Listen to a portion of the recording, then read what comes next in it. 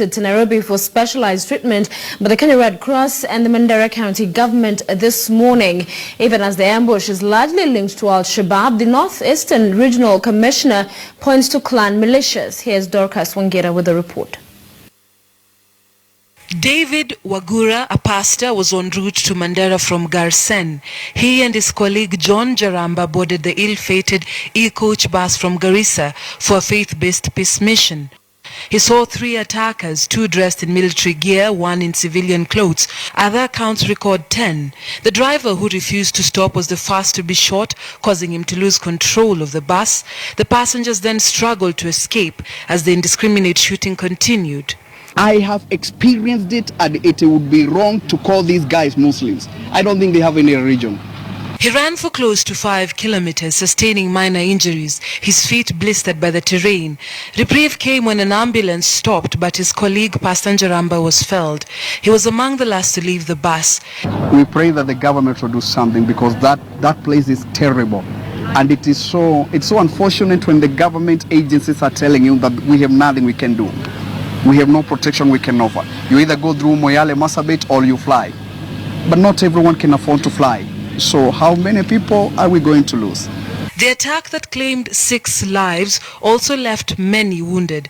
2 of those in critical condition were lifted to Nairobi by the Kenya Red Cross for specialized treatment. One, a Kenya police reservist, Roble Abdullahi Sheikh 30, with a gunshot wound on the chest. The other is 43-year-old Arfon Omar, a teacher from Ramu Primary School, with a wound in the abdomen.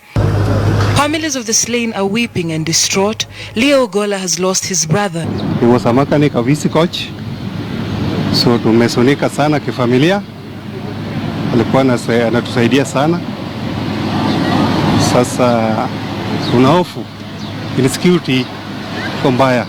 Francis Otiti came to Wilson Airport to wait for the body of his colleague, 33-year-old Justus Tobino. Tobino worked as a technician for AirTech Systems. He was going to Mandera to service machines at Equity Bank in Elwak. Going to Mandera was a bread and butter issue for his wife and 4 children. He was also shot as he tried to flee. We just heard that there's an attack that has happened, and we knew our colleague yesterday was traveling to Mandera. So we did a follow-up to the branch in Elwak. Then they confirmed that 2 buses have been attacked. 1 escaped, and when he went to the booking station for e-coach, he found that our colleague had booked e-coach, and the e-coach bus was the one that was captured by the terrorists. Yeah.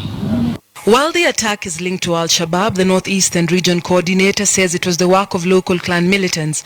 As a short-term measure, the Mandera County Security Committee has posited that non-locals living in Mandera will not be allowed to travel by bus until the end of Ramadan due to security threats, and should thus seek alternative means.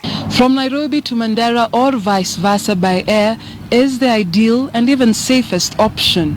But for many it is not affordable and it is not accessible. The fact that Mandera is still part of Kenya accounts for its resilience for so long.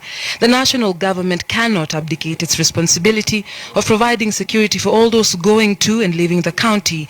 And Mandera's leaders say cutting the county off the rest of the country in its time of deepest need will be its undoing. Dorcas Wangira.